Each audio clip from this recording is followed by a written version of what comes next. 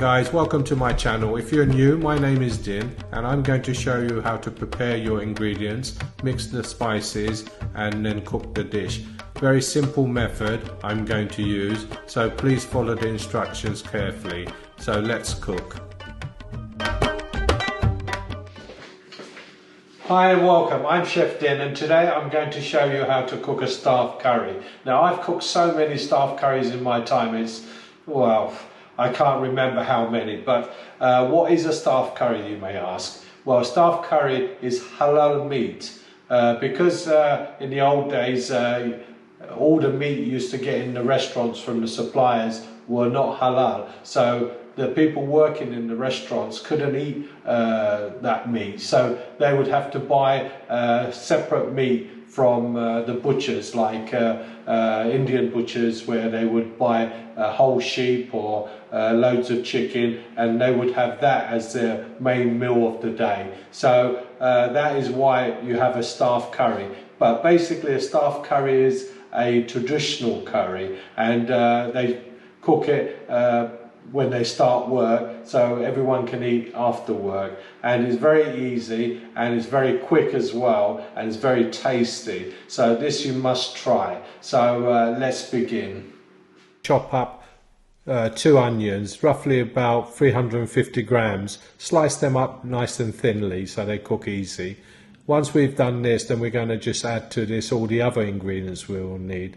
But the beauty of this, you can just quickly throw this together and you have a really delicious curry. So I'm going to show you how to cook a nice curry within an hour and a half roughly. I'm going to put some potatoes in this curry as well, because normally in the Indian restaurant when we cook a staff curry we usually add some vegetables to it as well, either potatoes, cauliflower or carrots. Every day we add different types of vegetables, so it gives us our meat, vegetables and so on. I've just added 2 ice cube blocks of grated or ginger paste and garlic, and to that I added half a cup of vegetable oil. I didn't have any bay leaves, but I've got a bay leaf tree in my garden, as they do, and so I've put 2 fresh bay leaves. Put your salt in as well. You'll find all the ingredients in the description page and also at the beginning of this video, so please pause the video and then basically get everything ready before you start. So there goes everything in there. The green chilies as well. I like to use normal green chilies, fresh green chilies, and a little bit less red chilies. There goes the coriander as well. You can put a little bit of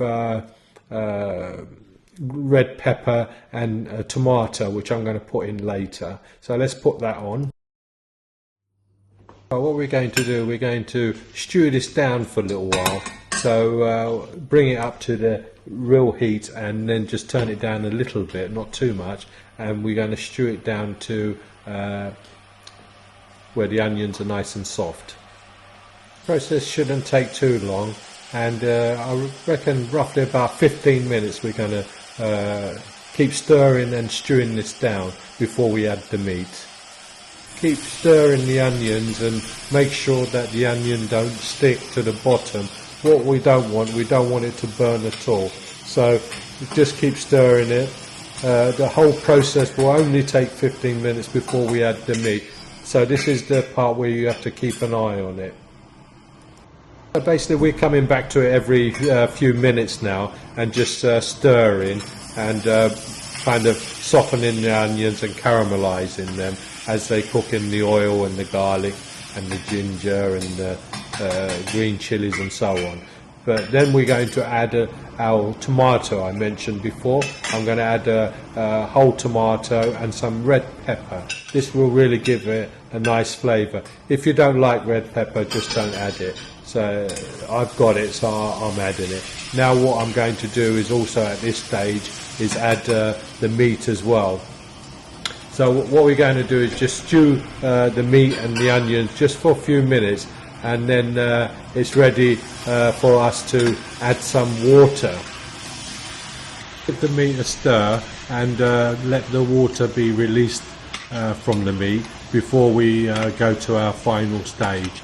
This will take a few minutes, and then what we're going to do is basically add water, about 1.5 cups of water I'm going to put just above the meat so that it can stew for the next 50 minutes. This process is easy because what we used to do is just once we put the water, we just leave it on the back burner and let it cook, and while we are carrying on busy with cooking curries in the restaurant. So as you can see, I'm putting about 1.5 cups of water, just covering the meat basically. Give that a good stir and let that basically simmer gently for about 50 minutes. I normally use mutton, but unfortunately I can't get mutton here, so I'm using lamb leg here, so it's going to be nice. So just once you've done this, put a lid on it, and in the 15 minutes of cooking, every 10-15 minutes you want to come back to it and just give it a stir and keep an eye on it, make sure it's not burning or anything.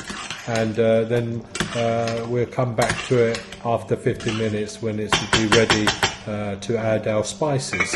So now it's been about 50 minutes, and as you can see, it's reduced right down to the oil now, and it's just cooking in that oil. So this is looking really good. If we had smelly vision, then you could smell the aromas coming from this.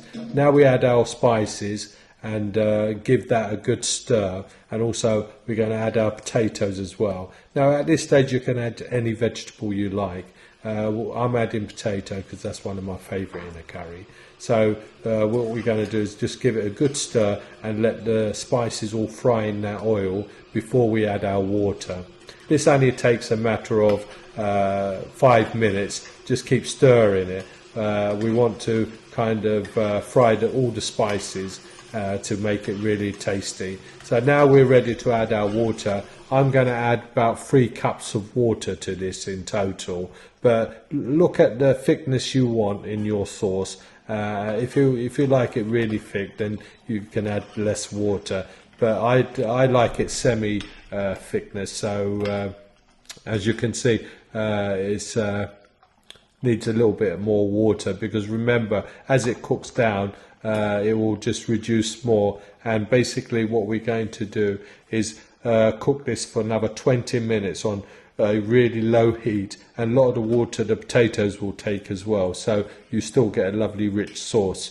So this is my staff curry. I'm sure you will enjoy this, and basically it's easy to cook, one pot curry, and everyone you cook it for will love it. So this is my take on staff curry. Please try it. And remember, if you haven't subscribed to my channel, please subscribe, because I'm adding new videos all the time and you'll get notified. And also click that like button as well. As you can see, the oil has come up. I'm going to take about 1/2 cup of oil out because there's oil from the meat as well. So yeah, roughly about I wouldn't say 1/2 cup, sorry, I would say about 1/4 cup of oil. So basically we put in 1/2 cup, so there's still a little bit left there to give it a nice texture. Now you can use this oil if you're making curries with your base gravy, so it's not going to waste, but otherwise you just have to throw it away, I'm afraid. Anyway, this is my take on staff curry. I know you'll love it, because I've been cooking this for years and everyone enjoys it. So anyway, thanks for watching, and bye for now, and see you in my next video.